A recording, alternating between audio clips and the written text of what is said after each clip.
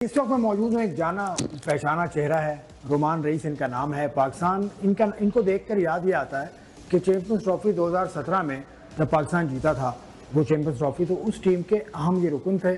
उसके बाद ये आए गए, टीम में कुछ इंजरीज के मसाइल थे इनको, लेकिन अब ये आ गए हैं परफॉर्मेंस कोच के तौर पर कारवान पाकिस्तान के साथ। तो ये इतना बड़ा जो एक तरह से मैं कहूँगा जंप है, ये क्यों हुआ? क्योंकि दुनिया भर में क्रिकेट ये खेलते हैं, इस्लामाबाद यूनाइटेड के साथ भी इन्होंने बतौर खिलाड़ी भी खिदमत अंजाम दी और फिर कोच भी वहाँ रहे।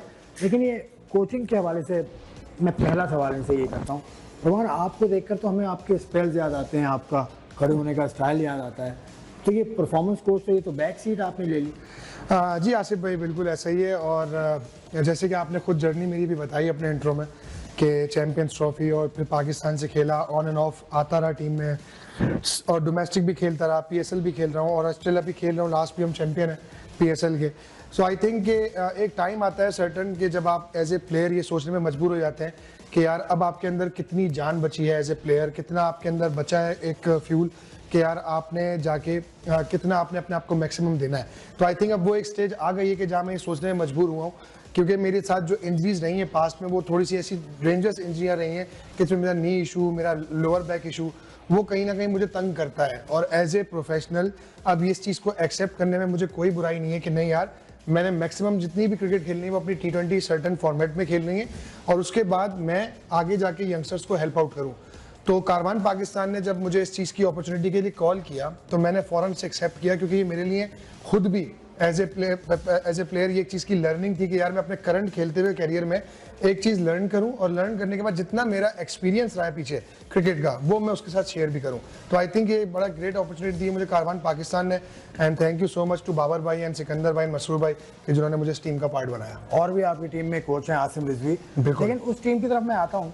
चलें बल्कि टीम की बात ही कर लेता हूँ। आप बॉलर्स आपके, मेरी उनसे बात हुई थी तो वो आपकी तारीफ़ कर रहे हैं। आपने उन्हें ये बताया कि तेज़ बॉल ना करो, तब अपनी लाइन और लेंथ पे कंट्रोल करो। तो किस तरह की पेप टॉक आप देते हैं बॉलर्स को? क्योंकि देखें आसिफ भाई, ये सारे जो बॉलर्स हैं ना, ये सारे रॉ टैलेंट हैं, ये भी बिगिनर्स हैं और आई नो कि सबकी पेस बहुत ज़्यादा है माशाल्लाह। सब बॉलर्स हमारे पास टीम में जितने भी हैं वो आराम से 135 प्लस 140 प्लस के बॉलर्स हैं। बट अगर जब आपको कंट्रोल नहीं है लाइन और लेंथ पे तो मैं ये समझता हूँ कि वो स्पेस का कोई फ़ायदा नहीं है। और हमने पास्ट में भी अपने इंटरनेशनल क्रिकेट में भी आप जाएँ या आप डोमेस्टिक में भी जाएँ, हमारे पास बॉलर्स की ऐसी कमी नहीं है कि जो पेस वाले बॉलर हैं, लेकिन कामयाब वही होता है जो पेस के साथ साथ लाइन और लेंथ पे भी कंट्रोल रखे, जिसको पता हो कि यार मैं जो बॉल टारगेट करके भाग रहा हूँ उसकी एग्जीक्यूशन 95% 100% होगी।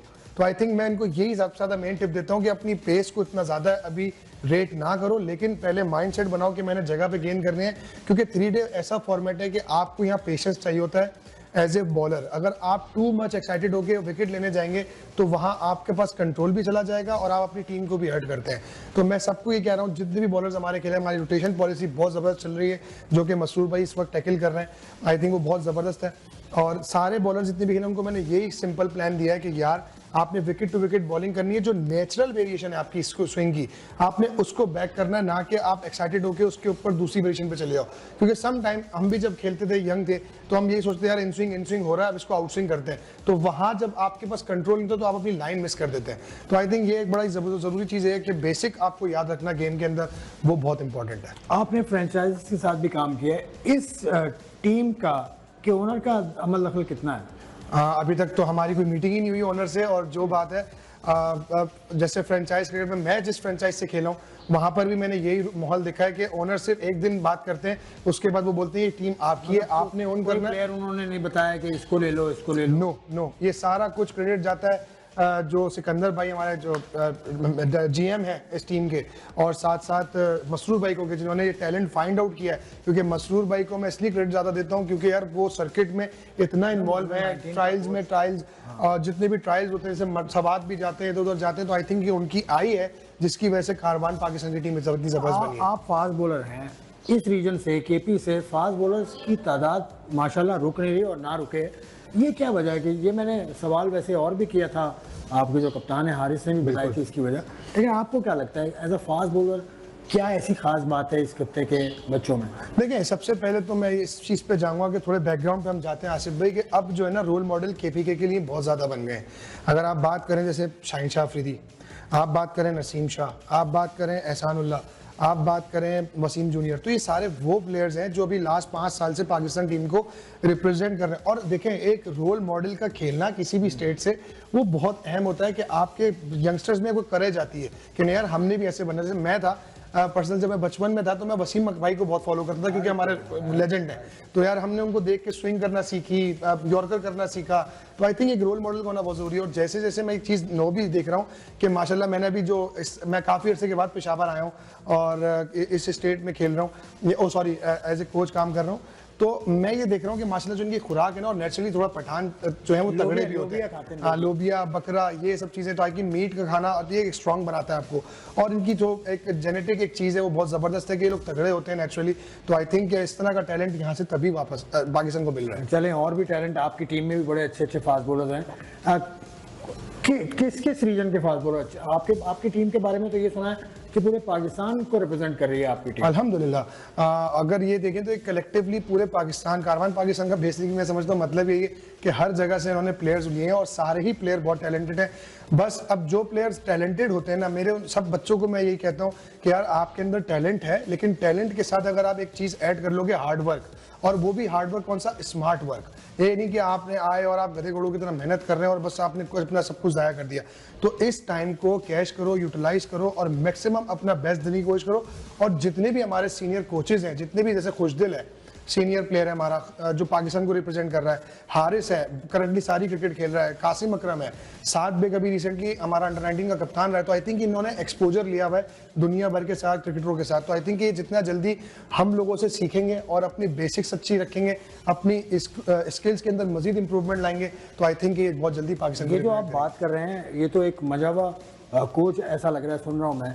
तो आपने कोचिंग की तरफ आप आने का इरादा तो आपका है, इसके लिए सर्टिफिकेशन भी जरूरी है? जी बिल्कुल बिल्कुल, टू बी वेरी ऑनेस्ट मैं अभी इन चीज़ों पे फोकस कर रहा हूँ। अभी इत्तेफाक से मैं यहाँ था तो वो लेवल 2 का कोच हो गया अभी कराची में, तो मेरी कोशिश थी कि मैं पार्टिसिपेट करूँ। और ये देखें, बगैर डिग्री मैं कहता हूँ ना, थ्योरी और प्रैक्टिकल दोनों एक कॉम्बिनेशन बने तो एक अच्छी चीज़ बनती है। तो मेरे पास प्रैक्टिकल तो है लेकिन थ्योरी नहीं है, तो अब मैं चाह रहा हूँ कि मैं थ्योरी भी करूँ ताकि एक प्रॉपर सर्टिफाइड कोचिंग की तरफ जाऊं। लेकिन होपफुली 2025 के बाद, क्योंकि 1 साल मैंने पीएसएल खेलनी है, 10 ईयर कंप्लीट करने हैं पीएसएल के, और उसके बाद थैंक यू। मतलब खेलोगे? हाँ बिल्कुल, अभी मैं खेलने की कोशिश करूंगा। तो पीएसएल के चैंपियन भी हैं आप? अल्हम्दुलिल्लाह। तो पीएसएल की टीम, चले पीएसएल पे तो बात होती रहती है, थोड़ा सा पाकिस्तान टीम की तरफ मैं शिफ्ट करूंगा। अमेरिका, क्योंकि आपकी मौजूदगी से फायदा उठाऊंगा। अमेरिका में आपने बहुत क्रिकेट खेली है। अमेरिका के 3 स्टेशन हैं जहाँ मुकाबले होंगे। न्यूयॉर्क में 2 मैच, न्यूयॉर्क में मैचेस हैं, फ्लोरिडा में है और डेलिस में। तो पहला मैच डेलिस का ग्राउंड आप क्या समझते हैं, किस तरह का बिहेव करता है डेलिस का ग्राउंड? आसिफ भाई, मैं अभी रिसेंटली वहाँ पे माइनर लीग खेला हूँ, वहाँ के भी हम डिफेंडिंग चैंपियन है और बहुत ज़बरदस्त फैसिलिटी है ग्राउंड की और बहुत ही ज़्यादा अच्छा ग्रास उसका आउटफील्ड है। और जो उसका स्क्वायर है, बेसिकली वो जो स्क्वायर है जो उन्होंने कॉरिडोर वहाँ रखा हुआ है वो एमसीजी का है, तो वो एमसीजी में पास्ट काम कर चुका है। तो विकेट अच्छा होता है, लेकिन समटाइम जब ओवरकास्ट कंडीशन होती है तो वहाँ पे मेजॉरिटी बॉल सीम करता है। ऐसा नहीं है कि सीम लो बाउंस वाला है, सीम अच्छे बाउंस वाला है। कोई भी बैट्समैन अगर खेलेगा, अगर वो अपने आप को टाइम देगा उस विकेट पे, तो वहाँ अच्छा होता है। क्योंकि जब मेजर लीग होती है उस टाइम पे गर्मी बहुत थी उधर, तो उस वक्त कंडीशन बैट्समैनों के लिए बहुत फेवर थी। और अभी जिस टाइम पे आई थिंक ये टूर्नामेंट हो रहा था, अभी भी मेरे ख्याल से मौसम थोड़ा गर्म ही होगा, सेम टाइम पर ही हो रहा है ऑलमोस्ट, यस, जुलाई में। तो आई थिंक कंडीशन बड़ी बेहतर है। ग्राउंड का जो डायमेंशन है वो भी थोड़ी ऐसी कि सामने का जो एरिया है वो थोड़ा छोटा है और जो साइड कॉर्नर्स है यानी काउ कॉर्नर्स और मिड विकेट वो एरिया थोड़ा बड़ा है। लेकिन सो फार जो तीनों ग्राउंड में सबसे बेस्ट डेलिस है। और अभी रिसेंटली न्यूयॉर्क में कोई क्रिकेट हुई नहीं है, वो तो अपने अभी पिक्चर्स में देखा है कि ड्रॉप इन पिचेस डली हैं, तो वहाँ का क्या रिजल्ट आता है, क्या आउटकम आता है उस पिचेस का, ये तो अल्लाह ही बेहतर जाने।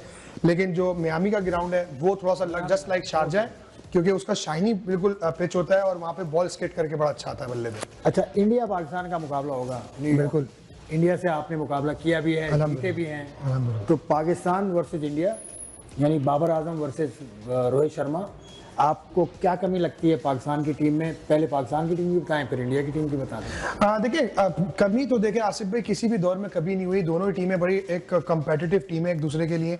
और मैं समझता हूँ कि जो पाकिस्तान और इंडिया का जो एक वर्ल्ड कप का मैच है ना स्पेशली, वो मैं समझता हूँ स्किल से ज़्यादा एक साइकोलॉजिकल इफेक्ट ज़्यादा है कि दोनों कंट्रीज़ के जो लोग हैं वो इतना उसका हाइप क्रिएट कर देते हैं कि आप ना चाहते हुए भी आपके दिमाग में प्रेशर आता ज़रूर है। तो मैं ये समझता हूँ कि आई थिंक जो प्रेशर सबसे ज्यादा अच्छा हैंडल करता है उसके सक्सेस लेने के ज्यादा चांसेस होते हैं, क्योंकि स्किल तो देखिए दोनों टीमों के पास बहुत बेहतर है। अगर आप बात करें अपने ओपनर्स की तो अगर साइम और जैसे फॉर एग्जांपल रिजवान करते हैं तो दे आर बोथ गुड।